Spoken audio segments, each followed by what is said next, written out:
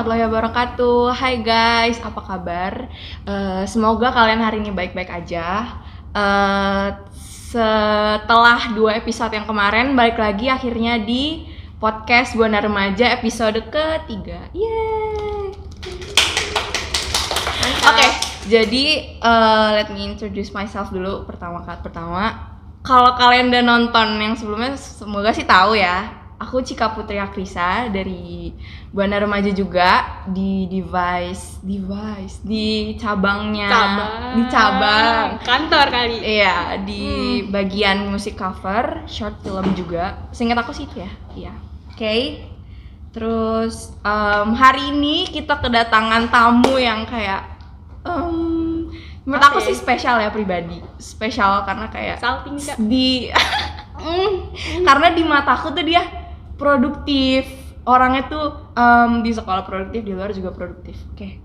Daripada banyak omong, lanjut kita panggil ini dia, Lulu. Yeay.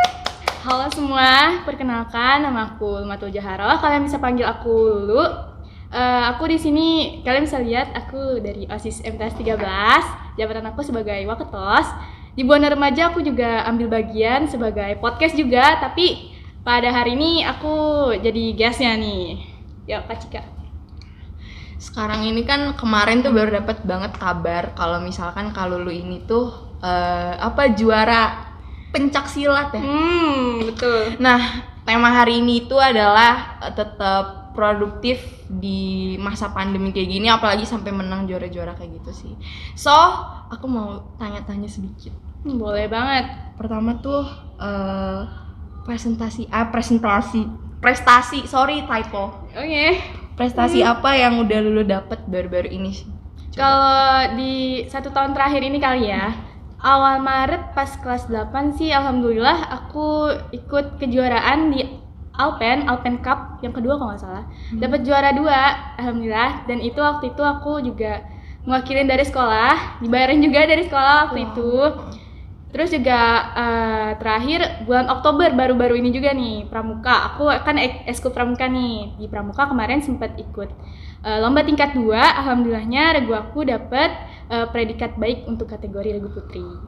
Terus juga pas di bulan yang sama juga aku dapat juara kedua di festival seni berkelompok di festival ini ya, Seni Jakarta Timur tingkatnya nasional. Terus yang baru-baru ini bakal kita bahas nih, aku dapat alhamdulillah medali emas di kejuaraan Tangerang Selatan Pencak Silat Championship yang ketiga. Itu tingkatnya nasional juga, alhamdulillah. Banyak ya. Waduh. Alhamdulillah sih. Alhamdulillah. Nah, kalau boleh tahu belajar pencak silat tuh dari kapan sih?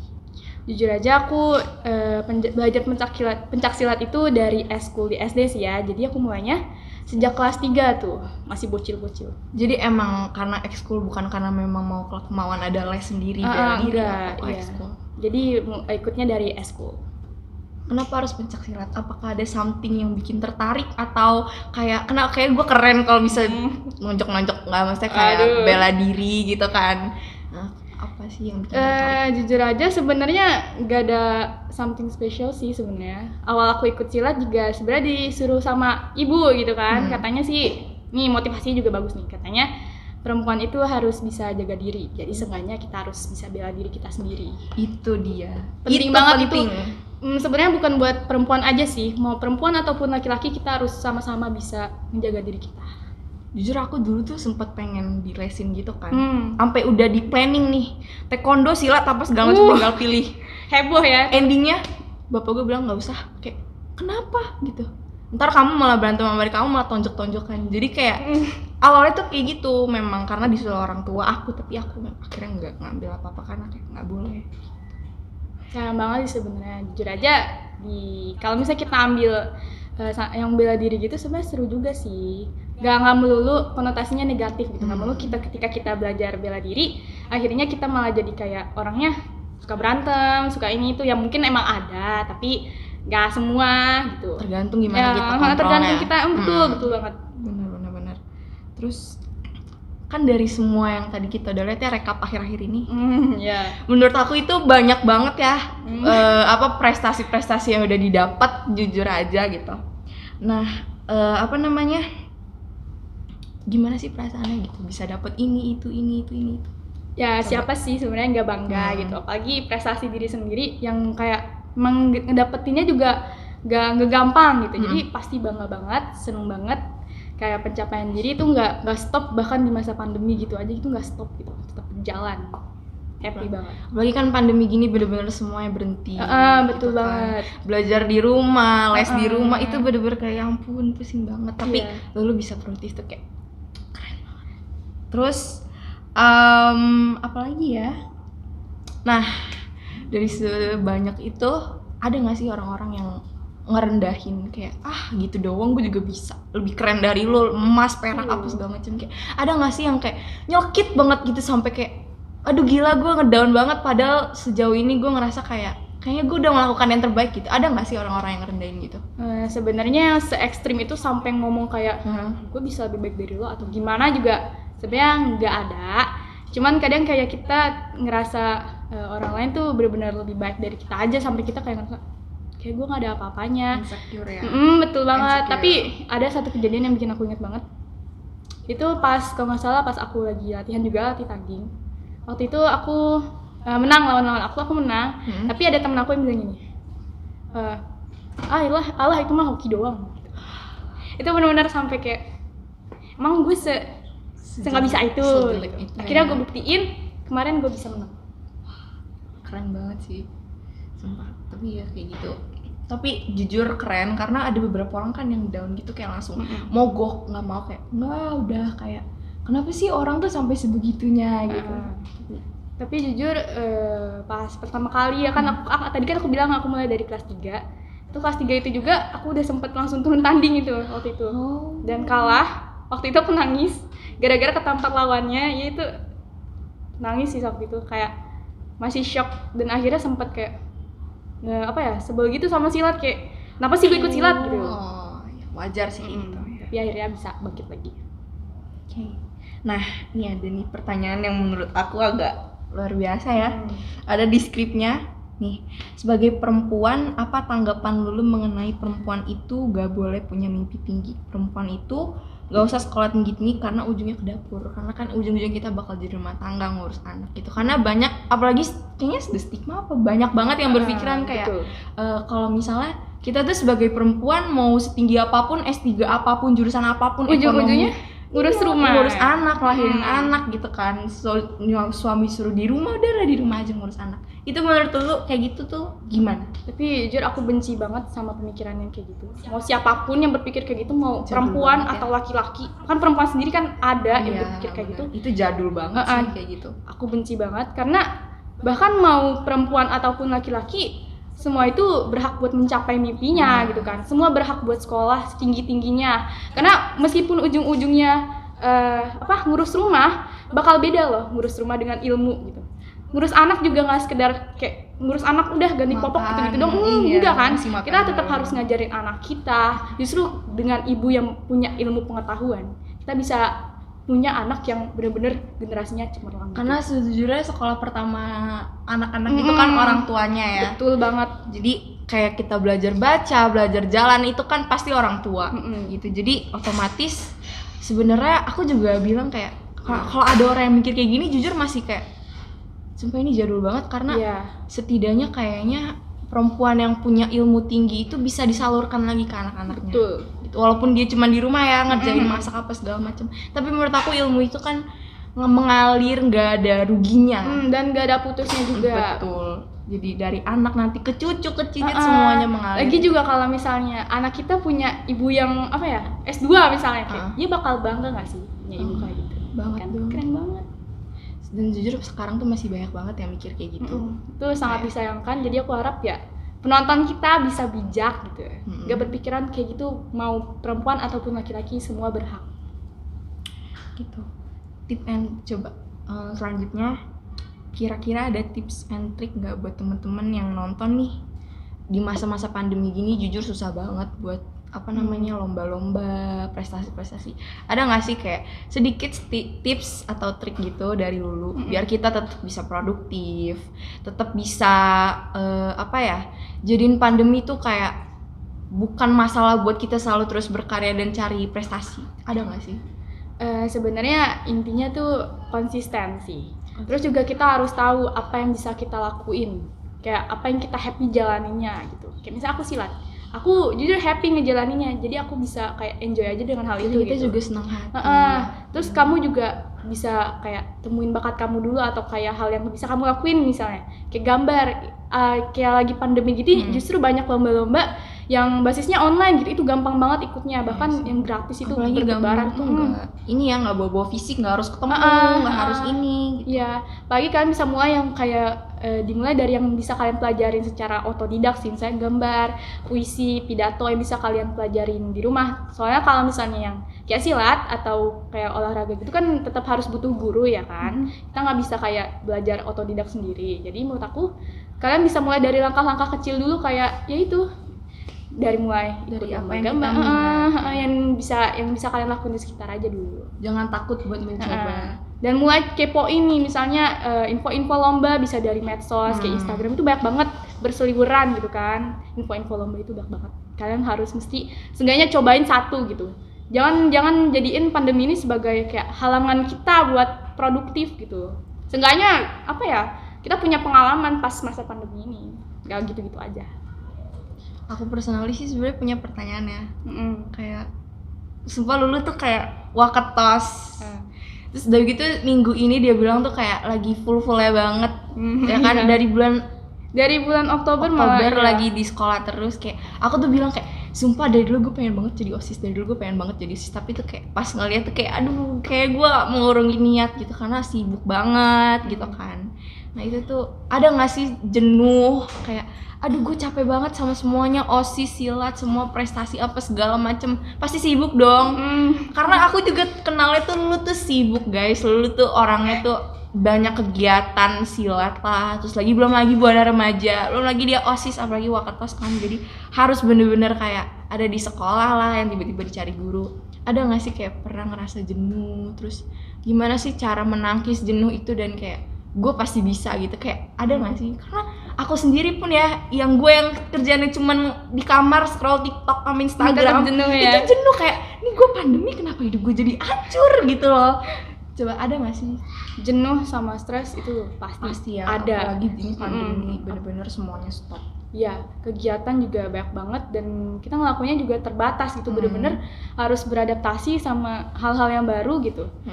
Kalau jenuh sama stres, ya mungkin teman-teman dekat aku sendiri juga sering lihat aku ngeluh, sering ngelihat kayak aku nangis atau gimana-gimana.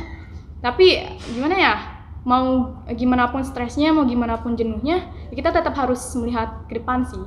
Kayak kesibukan yang udah ada di depan mata, hal-hal yang udah harus kita kerjain di depan mata harus kita kerjain. Kita nggak bisa abai gitu aja, kita nggak bisa lari dari tanggung jawab kita dengan kayak alasan gue stres, capek. Ya pasti capek, stres. Tapi kita nggak bisa lari dari tanggung jawab kita sih. Dan menurut aku cara buat ngatasin itu semua ya kalian tanemin pikiran positif aja dalam diri kalian. Kalian apa ya, intinya happy ngejalaninnya. OSIS sebenarnya jujur bikin stres banget. Ya, sibuk banget pasti, ya kan? Namanya juga OSIS. Kalau nggak sibuk bukan OSIS gitu kan. Ngurusin semuanya kayak apalagi waketos itu bukan hal yang gampang gitu kan. Jadi heboh nih. Lanjut. Ayo guys. Nah, lanjut lagi. Wakil ketua OSIS ya. Iya, itu bukan hal yang gampang. Jadi kayak ya jalanin aja, apalagi kayak alhamdulillah tuh teman-teman di sekitar juga positif banget. Terus juga semangatin terus, alhamdulillahnya. Ngaruh banget lingkungan itu, sepengaruh itu. Baik kalau misalnya lingkungan lagi kayak hektiknya kayak apalagi orang rumah kalau misalnya lagi ya begitulah. Itu bener-bener lagi emosi semua kena. Bener-bener ngaruh banget sama kehidupan aku sih. Tapi ya udah jalanin aja yang ada. Tanamin pikiran positif, kayak kita happy jalaninnya, kita bisa gitu. Intinya happy aja sih, happy. Susah ya sebenarnya. Susah, tapi kita bisa, pasti bisa lah ya. Ya. Okay. Terus lanjut, kalau dikasih kesempatan buat lebih milih berprestasi di bidang akademik atau non akademik? Jujur selama sejauh ini prestasi aku lebih banyak di non akademik sih ya. Akademik sih beberapa. Iya. Maksudnya berprestasi di dua-duanya deh. Maksudnya tuh akademik tuh kalau misalnya lomba-lomba gitu, misalnya kayak olimpiade, kalau akademik nilai mah alhamdulillah sih aman gitu kan. Kalau misalnya olimpiade atau apapun belum pernah sih ya. Kalau non akademik sejauh ini bagus-bagus aja. Jadi aku bakal pilih non akademik sih. Tapi mau non akademik ataupun akademik menurut aku dua-duanya tetap keren. Tetap butuh usaha, tetap butuh kayak hal-hal yang nggak gampang kita relain gitu buat menempuh, buat mencapai hal itu semua. Jujur ya, gue ngejomplang banget sama Lulu. Aduh, kamu jangan seperti itu, Besti. Kayak ya dibilang akademik nilai rapot, gue ya kadang kalau udah ngeliat A aja satu tuh kayak oh my god, Seneng kok banget kenapa gitu, kayak gitu, pasti udah kayak gitu. Ya gimana ya, susah juga sih sebenarnya. Kadang kan kayak non akademik maupun akademik itu ya tadi perjuangannya pasti ada, pasti susah, pasti ada nangisnya, ada jenuhnya gitu. Dan gue tuh belum bisa seproduktif itu, jadi masih mencari gitu gimana caranya, kayak harus gimana nih gue bisa produktif gitu. Kayak kelihatannya mah gue loyo-loyo di kamar, padahal mah kayak ini gue gimana ya caranya tetap biar kepikiran. iya ya? Tetap kepikiran gitu loh. Kadang kan itu kan cuman covernya doang, kayak nih orang tidur-tiduran mulu, bukannya bantuin apa, tapi di kamar tuh nggak ada yang tahu gimana gue tuh kayak melawan semuanya gitu. Kadang kayak suka kesel kan tiba-tiba di judge gitu, kayak lagi ngapa-ngapain lo di rumah doang, bantu kek apa kek, padahal mah yang dipikirin belum banyak. ada tugas ya, praktek tuh yang lain-lain tentang Lagi tahfiz. iya, hafalan. wah apa Meledak itu ke kepala. tahfiz? Gue cuman nyetor 5 ayat doang. Literally cuma 5 ayat, kayak Ustadz saya nggak kuat, ya udah dipulangin. Karena kayak ya udah sekuatnya aja gitu. Terus kayak apalagi ya yang mau ditanyain ya. Tapi jujur kalau misalnya sekarang kalian ngerasa minder, gue nggak seproduktif itu, masih kayak gue gini-gini aja, menurut aku nggak apa-apa, itu hal yang nggak apa-apa gitu. Kalian bahkan udah memikirkan itu aja udah bagus gitu, kalian udah sadar, aduh harusnya gue produktif nih, itu udah sadar. Kalian bisa mulai dari kayak pelan-pelan gitu, karena kan waktu orang beda-beda ya. Sekarang nih gue, orang lihatnya gue berprestasi, ya mungkin waktu kalian nanti bisa pas SMA, bisa pas kuliah, bisa pas kerja kalian punya prestasi banyak, itu nggak masalah. Jadi nggak perlu iri, nggak perlu minder, nggak perlu kayak apa, jadi menjatuhkan diri sendiri gitu. Intinya kalian jalanin hidup kalian yang ada, yang bisa kalian jalanin, yang bisa kalian lakuin dulu. Bersyukur ya. Iya, bersyukur banget. Mungkin sekarang waktunya Lulu berprestasi, tapi mungkin belum waktunya gue, atau mungkin nanti gue. Tapi sih semoga Lulu selalu terus berprestasi. Amin, amin. Semua juga punya waktunya untuk bersinar. Wah, aku tersentuh. Oh my god, Lulu Teguh. Gimana cara nanggepin orang-orang yang agak negatif tentang apa yang kamu dapet sama pencapaian kamu? Nanggepinnya, karena kan mental orang jujur beda-beda ya. Ada yang sekali dibilang itu down, kayak, tapi ada yang kayak bodo amat hidup gue. Ada juga gitu. yang cuek banget iya, gitu ya. Yang cuek kayak lu mau ngomongin apa juga lu nggak tahu perjuangan gue. Jadi kayak nggak usah salah tahu, nggak usah sosok ngejudge gitu. Gue nggak akan terpengaruh sama semua omongan. Ada yang kayak gitu. Setiap orang mentalnya beda-beda. Jujur, mau apapun bidangnya, mau apapun pencapaiannya, pasti orang yang kayak gitu tuh tetap ada. Mau dia apapun situasinya juga tetap ada. Kayak orang nggak suka, udah suka, kesel, kayak lu mau ngapain aja juga, mau kuda gigit salah juga gitu kan di gitu mata kan. mereka. Jadi kayak apa ya? Kalian tetap fokus aja sama yang kalian lakuin. Kayak apa ya? Kata-kata yang kayak gitu tuh masuk kuping kanan, mantulin lagi gitu. Gak usah dimasukin ke kepala, nggak usah dimasukin ke hati. Kalian fokus sama diri kalian, karena apa ya, kata-kata yang negatif kayak gitu jujur tidak membangun diri kalian sama sekali. Jadi kalian fokus sama diri kalian, perbaikin diri kalian, terima ucapan yang positif aja yang membangun diri kalian, fokus sama kerjaan kalian, itu kalian bisa jadi orang yang baik. Karena hal-hal kayak gitu juga sebenarnya dari yang negatif itu banyak yang harus kita serap ya. Mungkin maksud dia baik, tapi cara penyampaiannya salah gitu. Wah, Lulu keren banget. Tepuk tangan dulu dong. Sebenarnya aku bangga banget lah diundang ke sini, kayak ternotis akhirnya gitu. Kita yang bangga banget punya Buana Remaja. Buana Remaja punya Lulu. Aduh, gue typo mulu. Aduh. Salting nih. Salting. Aduh, Lulu keren banget hari ini. Thank you banget udah mau ngisi, udah mau ngobrol-ngobrol. Ya, Thank you banget udah mau ngundang aku juga, kan? Aku doain selalu Lulu sukses, Amin. dapat masa depan yang baik, Amin. selanjutnya yang selalu terbaik, sehat terus, always happy. Semoga doa yang kamu ucapkan tadi juga berbalik ke kamu. Amin. Durasi ya teman-teman ya. Ya. Guys, ya. Cukup Banyak ya. ngomong ya. Aduh, apalagi hostnya saya yang mulutnya Mantap, nggak bisa tapi diem. Kita Gila sama-sama sih. tidak bisa diam gitu Dari kan. A ke Z, Z ke A lagi terus. ya. Muter-muter. Semuanya dibahas. Ya. Segitu dulu untuk episode kali ini. Hope you guys like it. Semoga puas. Aku Semoga juga bermanfaat juga gitu kan buat pasti teman-teman. semoga bermanfaat. Apalagi ini aku baru pertama kali. Aku minta maaf banget kalau misalnya ada salah kata atau ada kesalahan-kesalahan yang kurang berkenan di hati. Segitu aja sih kayaknya ya. Terima kasih Lulu. Terima Makasih banyak, semua Cika. yang ada di Makasih sini. semuanya. Bye bye guys. Assalamualaikum. Dadah. Dadah. Tunggu episode selanjutnya. Mantap.